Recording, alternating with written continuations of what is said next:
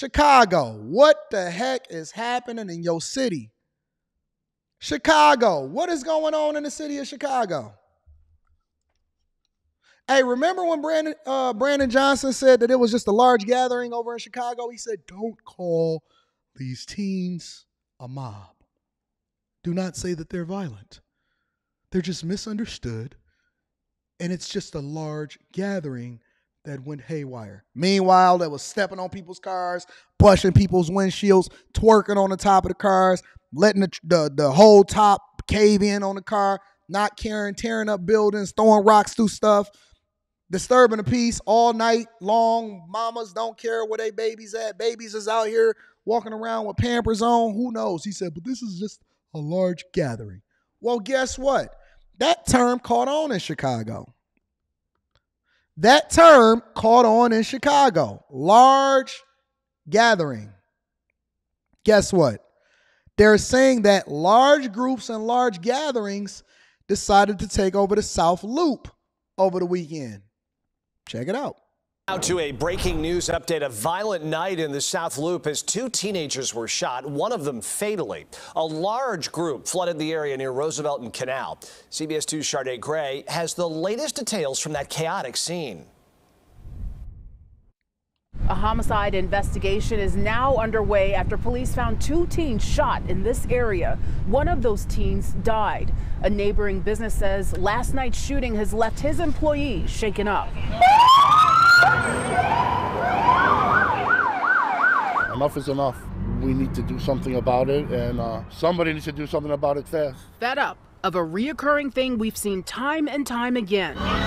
Teen takeovers in the South Loop. It looked like hundreds of teenagers. Peter Letzos, White Palace Grill's director of operations, says they swiftly took action last night. We have security guards here every night. We locked the doors for a couple hours and kept everybody out. There's only so much that we could do. A heavy police presence could be seen around 8 last night near Roosevelt and Canal after a large group of young people gathered in the area. From the video footage that I've seen, it looked like hundreds of teenagers or young adults were tearing up the streets. Our cameras were rolling as hundreds of teens filtered the streets. Soon after, it turned violent. At one point, we saw 3 teens in handcuffs. Part of the group was gathered in the parking lot of BMO Harris Bank when at least one suspect fired shots. Police say a 17-year-old was shot in the chest and neck. He was transported to Stroger Hospital with gunshot wounds to the chest and neck and was pronounced dead. He's been identified as Jeremy Smith. A 15-year-old boy was also transported to Stroger and was listed in fair condition Saturday evening. He was shot in the leg. The shooting happened right across the street from White Palace Grill. We worry about safety of the employees, number one, safety of our customers, and hopefully the safety of the people of Chicago. Saturday's gathering was the first major large group incident in the downtown area since July 30th, when hundreds of young people gathered in the same area and looted stores. Mayor Brandon Johnson criticized a reporter for calling the incident as mob action. But we have to be very careful when we use language to describe certain behavior. There's history in this city. I mean, to refer to children as like baby Al Capones is not appropriate. Detectives say they recovered a gun at the scene. It's unclear if anyone else was injured or if more suspects have been identified. Reporting in the South Loop, Sade Gray, CBS. Mayor Johnson, I don't know if y'all remember that. I could actually go and pull that up if y'all want me to. I didn't plan on pulling it up. But Mayor Johnson criticized and went off and said, listen, I don't know why you want to sit here and say that these is bad, but in reality, this is nothing but a large gathering. That's it. It's nothing but a large gathering. And so the news decided to play into that.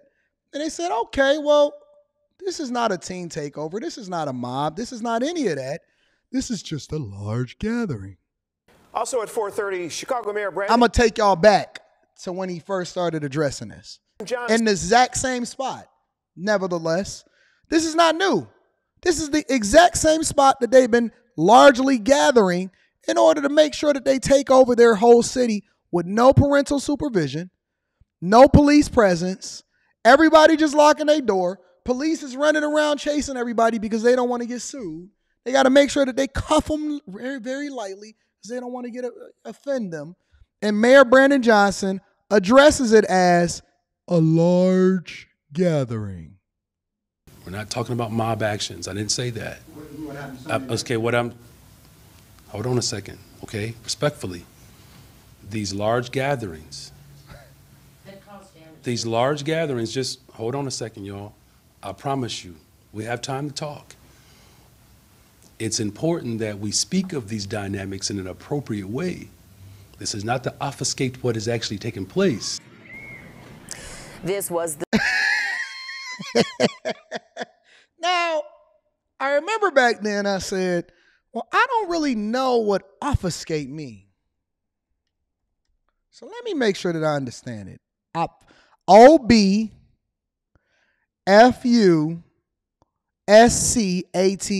Obfuscate. Obfuscate. To render obscure, unclear, or unintelligible. That means that you reporters may not be clear on exactly what type of gathering this is. It's just large. It's not a mob. It's not a takeover. Doesn't matter the fact that another teen lost his life and another one got killed and the police couldn't get any kind of control over what was going on. But I don't want you to obfuscate. Obfuscate. We learned a new word today. Obfuscate. According to the dictionary, according for definitions for Oxford languages, it's to render obscure, unclear, or unintelligible. It's to be wildered or to bewilder.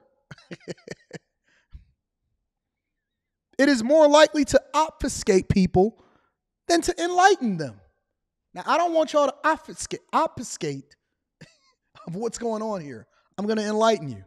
This is not a mob takeover, ladies and gentlemen. This is nothing more than a large gathering at the deadly Chicago Loop. And several teens are now facing charges tonight after a large gathering in Chicago's South Loop. You see how he's trained the media? Good. Hold on. Can we get a round of applause for Mayor Johnson? I want to replay how she's introduced this into us. Okay?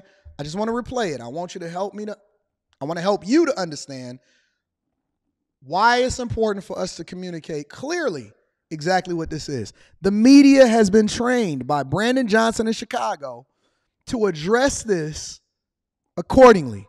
Ma'am, can you please tell us again what this is? And several teens are now facing charges tonight after a large gathering in Chicago's South Loop. That gathering ended in violence with one teenager killed and a second hurt in a shooting.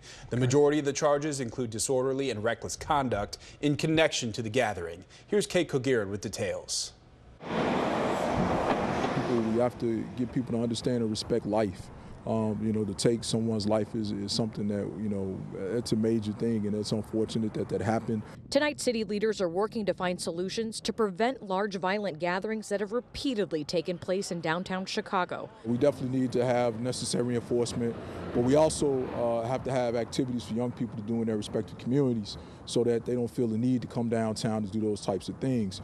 Witnesses say last night. So let me ask you a question, Alderman, because one of the things he said was, it's the responsibilities of the leaders of the city, A. B, it's important for the city, to make sure that the teens are busy so that they don't have to come downtown and do this. So let me ask you a question, Alderman and Johnson. What could you possibly be giving them in the city specifically, what could you possibly be giving them to do at 12 o'clock at night? Ain't no community center open. All of the migrants got the hotels. We going to get down to Six Flags in Georgia shortly because I heard what's happening down there in Six Flags. We going to get there. What exactly are we supposed to be giving these kids to do at 12 and 1 o'clock in the morning when the police is chasing them all over the place and they walking around with guns?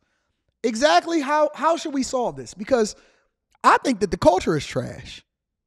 I believe that the culture is trash. Listen, I believe that stop and frisk should be a nationwide right of the police to be able to execute and do their jobs. And we should largely remove the police from being sued unless they're proven to be crooked. Nah, your kid get arrested at 1 o'clock in the morning and they get their wrist bent. That's just on your kid. You shouldn't have been out at 1 o'clock in the morning. Listen, I was coaching a police officer, and I won't even say the city. They know who I am. Shout out to you, big dog. He said, Anton, I'm ready to retire, bro. He said, I can't believe that I've made it this long being a police officer. I got a few more years. I'm getting up out of here. I said, what's going on? He said, they handcuffed us, bro. He said, we can't even protect the people, and we live amongst them. Our homes is there. We're basically of the community, and we can't even protect our own community because they've legislated the police out of being able to even have a conversation. My point is that they tried to legislate the police officers out of being able to do their job, right? And I believe that we need to start re-enabling the police officers before we have to call in the National Guard. Let the alderman continue to say what he has to say. Need to come downtown to do those types of things. Witnesses say last night hundreds of young people were seen near Roosevelt and Canal hours before a shooting broke out that killed a 17-year-old and injured another teenager. Adding, police tried to warn businesses of a planned large gathering in the area. The entire Walgreens parking lot was filled with young people, anywhere from late teens to mid-20s. They were traveling around and around the block. The police told us to lock the doors, so we did. This woman recalling what went through her mind after she heard multiple gunshots fired as she was outside. I need to get out the way. I need to go ahead and get out the way, get away from all that. But at the same time, it's not like you can get out the way because of how many people that it was. The medical examiner's office identified the 17-year-old who died as Jeremy Smith. 28th Ward Alderman Jason Irvin now looks ahead to what is needed to help stop this type of violence. At the same time, I think there are a lot of resources in play that will help people to do that as we go into these summer months, begin to think about more around our anti-violence and also some of our healing initiatives that help people deal with the trauma that they face in life. That was Kate Kogirin reporting. It's still not known what led up to the shooting. Investigators have one person in custody, but no word on what charges they may be facing. As we mentioned, at least 9 people are facing charges related to the large gathering. Healing initiatives, ladies and gentlemen. That's what they're trying to get us to pay attention to. Healing initiatives.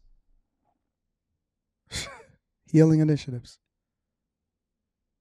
Healing initiatives.